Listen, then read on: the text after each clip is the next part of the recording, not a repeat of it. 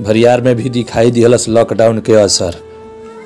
सरकार के आदेश के पालन करत दिखाई देले भरियार के दुकानदार एवं क्षेत्र के ग्रामीण जनता।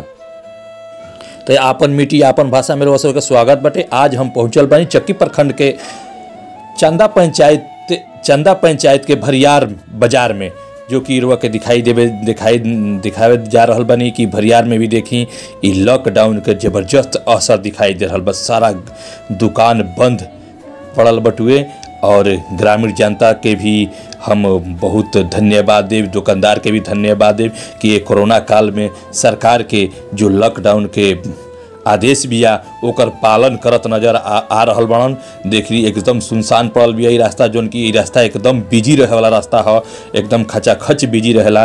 देखी ई मेन रास्ता बटुए जोन कि भरियार बाजार से ई चक्की प्रखंड मुख्यालय के जोड़ेला, जौन ई रास्ता हटुए देखिए एकदम सुनसान पड़ल बा। दुकान भी एकदम बंद दिखाई दे रहल बटुए।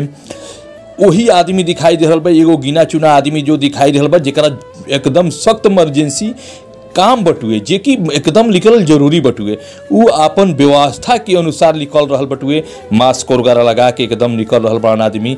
बहुत बढ़िया सरकार के आदेश के पालन हो रहल बिया। सरकार के बात के ग्रामीण जनता सुन रहल बा। दुकानदार ये देखी ई चौक हटुए, चौक के हम लोग के वीडियो दिखावे जा रहल बानी, जो उनकी चौक पर एकदम खचाखच भीड़ भरा रहेला, जो कि आज एक भी आदमी निखन दिखाई देत। और जहिया से लॉकडाउन लगल बा ओ दिन से एकदम सुनसान पड़ल बटुए।